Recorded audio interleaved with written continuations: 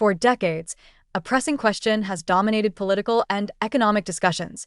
In our hyper-connected, globalized world, what is left for the nation-state to do?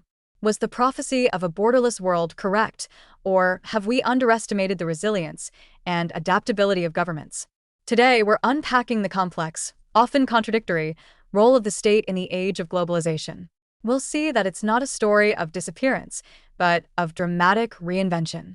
First, let's understand the scale of the change. Globalization hasn't just increased trade, it has fundamentally rewritten the rules. The state's traditional job as the primary protector of its people, especially the disadvantaged, is now shared and often challenged by powerful international bodies like the IMF and World Bank, and by global corporations. This has led to the rise of what scholars call the competition state, a state that acts less like a guardian of public welfare and more like a commodity, constantly trying to make itself attractive to global capital. The walls that once protected state sovereignty, built on distance and time, have crumbled. This transformation has sparked a fierce debate, with two starkly different views emerging.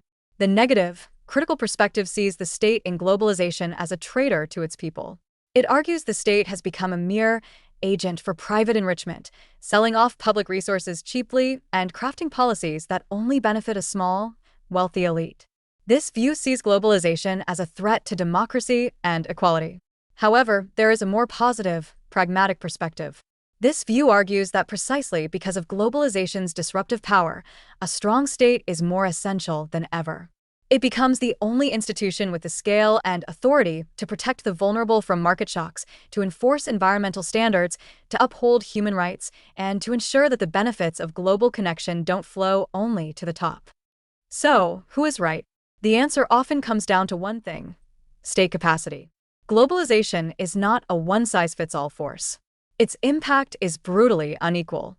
Strong, developed states with robust institutions and efficient bureaucracies can harness globalization. They can shape international rules, protect their interests, and use global markets to their advantage. But weak states, particularly in the developing world, are often overwhelmed. They lack the capacity to regulate powerful corporations, collect taxes effectively, or maintain social safety nets. For them, globalization can lead to a loss of control, not a gain in opportunity. The central challenge, then, is that globalization demands strong states, but it often exposes and exacerbates the weaknesses of fragile ones. Given these challenges, what is the path forward? The text offers a crucial insight. The globalization process appears to be irreversible. Therefore, the goal for states is not to wish it away, but to find smart alternatives within it.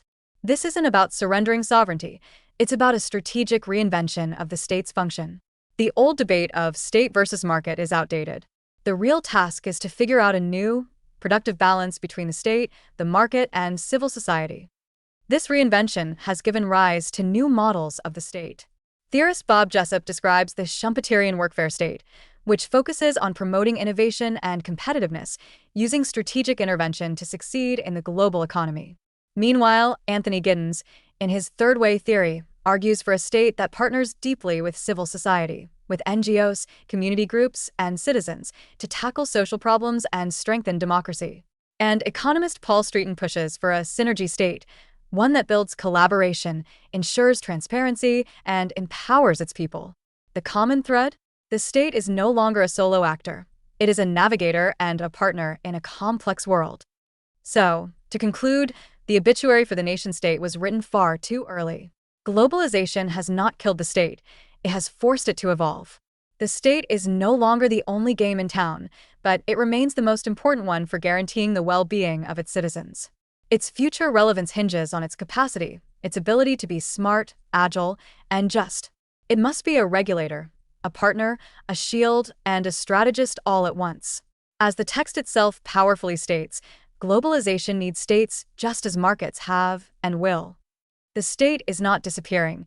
It is being rediscovered as the indispensable anchor in a turbulent global sea. If this video helped your UPSC prep, like, share, and subscribe to IAS Study Space. Turn on the bell icon so you don't miss the next class. Thank you for watching the video.